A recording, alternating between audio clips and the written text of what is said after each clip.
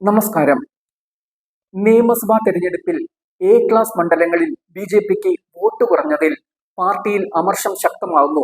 കഴിഞ്ഞ നിയമസഭാ തെരഞ്ഞെടുപ്പിനെ അപേക്ഷിച്ച് എ ക്ലാസ് മണ്ഡലങ്ങളിൽ വോട്ട് കുറഞ്ഞത് ചൂണ്ടിക്കാട്ടിയാണ് നേതൃത്വത്തിനെതിരെ ഒരു വിഭാഗം രംഗത്തെത്തിയത്. എ ക്ലാസ് മണ്ഡലങ്ങളിലെ വോട്ടുകൾ കുറഞ്ഞതും ബി.ജെ.പിക്ക് സാധ്യതയുള്ള സീറ്റുകൾ വിജയസാധ്യത നോക്കാതെ ബി.ഡി.ജെ.എസിനും 2020-ക്കും നൽകിയതിലുമാണ് പാർട്ടിയിൽ എതിർപ്പ് ശക്തമാകുന്നത്.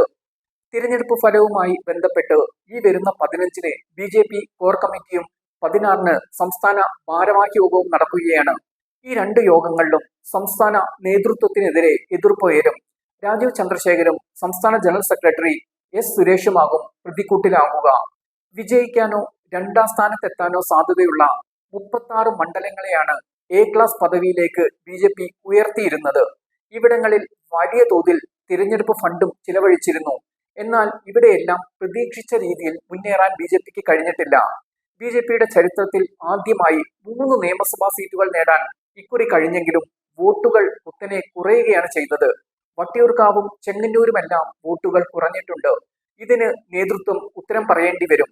കൊടുങ്ങല്ലൂർ സീറ്റ് മുതിർന്ന നേതാവ് വി ഗോപാലകൃഷ്ണന് നൽകുമെന്നായിരുന്നു കരുതിയത്. ബി.ജെ.പിക്ക് വിജയസാധ്യതയുള്ള സീറ്റ് 2020-ക്കാണ് നൽകിയത്. എന്നാൽ ഈ സീറ്റിൽ 2020-ക്ക് മികച്ച പ്രകടനത്തിന് പോലും കഴിഞ്ഞതുമില്ല. ഗുരുവായൂരിൽ ഗോപാലകൃഷ്ണന്റെ പ്രകടനവും മോശമായി. വിജയിച്ച CPM-ന്റെ NK അക്ബറിന് ലഭിച്ചതിന്റെ പകുതി വോട്ട് പോലും ഗോപാലകൃഷ്ണന് ലഭിച്ചിട്ടില്ല. സഖ്യകക്ഷികൾക്ക് നൽകിയ സീറ്റുകളിലെല്ലാം സ്ഥിതി മെച്ചപ്പെടുത്താൻ അവർക്ക് കഴിഞ്ഞിട്ടുമില്ല. ഇതെല്ലാമാണ് ബി.ജെ.പിയിൽ ചൂടൻ ചർച്ചയായി നിലനിൽക്കുന്നത്. കഴിഞ്ഞ നിയമസഭാ തെരഞ്ഞെടുപ്പിനെ അപേക്ഷിച്ച് ബി.ജെ.പിക്ക് മണ്ഡലങ്ങളിൽ വോട്ട് വർധനവുണ്ട്. എന്നാൽ വട്ടിയൂർക്കാവ്, ചെങ്ങന്നൂർ തുടങ്ങിയ എ ക്ലാസ് മണ്ഡലങ്ങളിൽ 2021-ലേതിനേക്കാൾ വോട്ട് കുറഞ്ഞ അവസ്ഥയാണ്.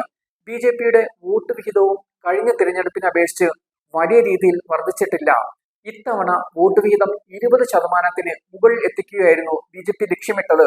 എന്നാൽ ഇക്കുറി ലഭിച്ചത് 11.42% വോട്ട് വിഹിതമാണ്. ഇതെല്ലാമാണ് പാർട്ടിയിൽ ചർച്ചയാകുന്നത്. UDF, LDF മുന്നണികൾ ശക്തവും NDA കേരളത്തിൽ ദുർബലവുമാണ്. അതുകൊണ്ടുതന്നെ സംസ്ഥാനത്ത് ബി.ജെ.പി ഒരു രാഷ്ട്രീയ ശക്തിയായി മാറാൻ ഇനിയും ഒരുപാട് സമയം എടുത്തേക്കും.